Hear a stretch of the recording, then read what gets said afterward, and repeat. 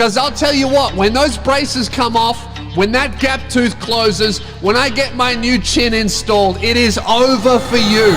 Ladies and gentlemen, this is surgery 1, upper palate expansion. Would you just look at that gap tooth? You could drive a truck through that thing. But just like Kylie Jenner and your terminally ill grandfather, one surgery wasn't enough. So we did it one more time. 4 years after diagnosis, 10 years without a single night's sleep, and more than 60 days without solid food, it's time to reveal the final chin. Designed by the finest artisans in all the land, forged of precious metal and imbued with the power of sexual magnetism. Ladies and gentlemen, this is the Lewis Spears face reveal.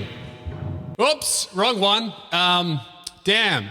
Wrong one, that's old. Here's the current one. Gee, not many people get to do 2 of these. Shit, I ruined the suspense. Anyway, here he is. Ta-da! It's the new face. I'm back.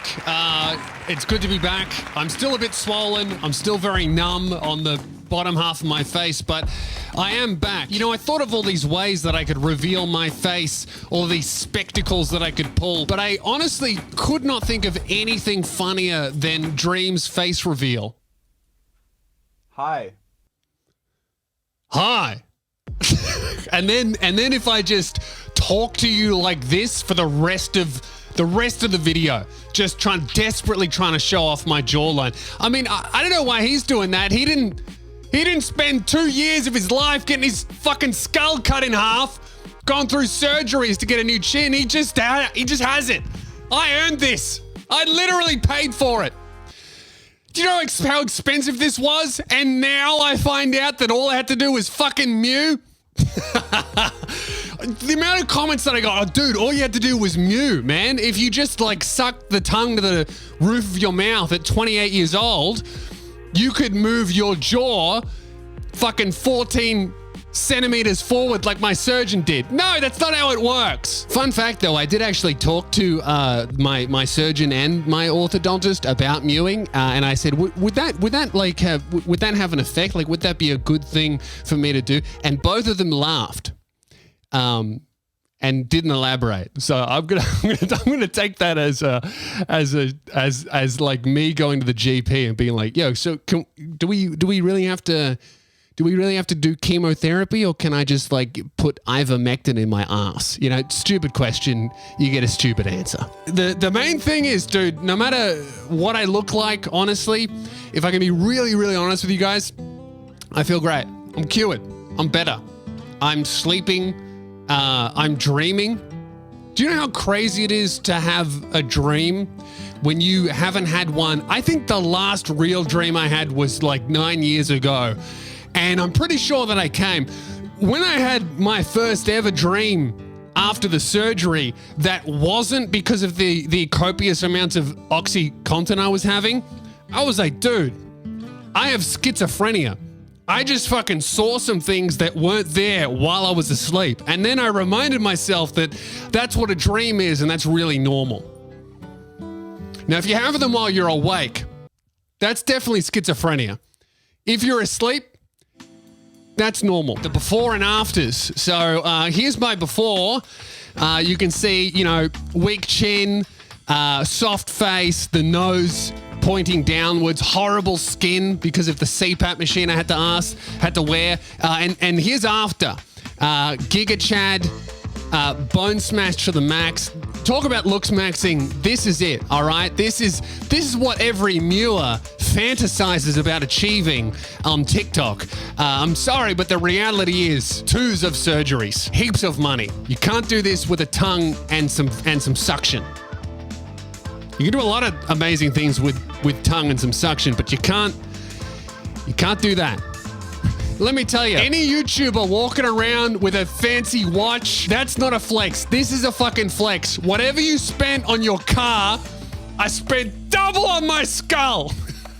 I'm back. I'm feeling good. There are some negatives to this surgery, though. Obviously, as you can see in this diagram, I'm much less aerodynamic, which is less of a problem in the air because I don't see myself flying or gliding anytime soon.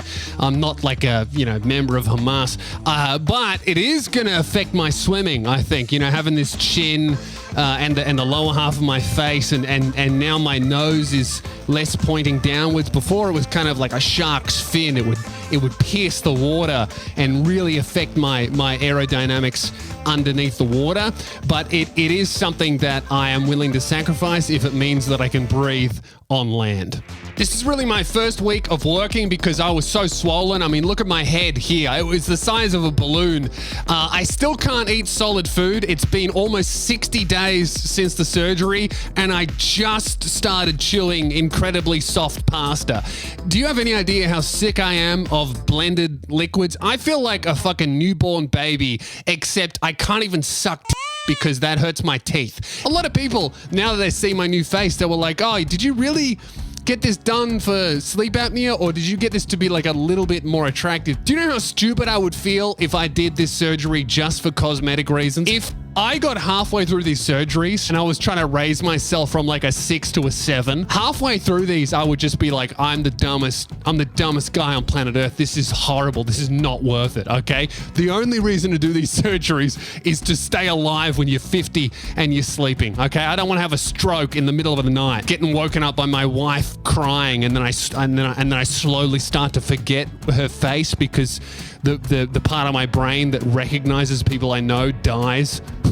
It's not how you want to go. But all jokes aside, I just wanted to say that I think I'm cured. I haven't done a follow-up sleep study. We've booked one in for the end of the year just so I can properly heal. You can't really tell on video or in photos. It's more obvious in real life, but I am still very swollen, mostly around here where they did a lot of the cutting, but also underneath my chin. So I don't know, this might get a bit sharper. It might come in more.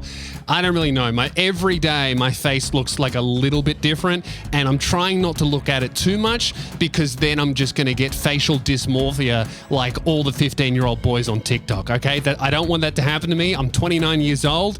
I look like what I look like, and hopefully that's not going to change. It will change, but hopefully my perception of myself won't. That aside, I feel amazing. I feel really good. I don't have all those horrible bags underneath my eyes that I used to have, which is a symptom of sleep apnea. My eyes themselves are more open. They're less droopy.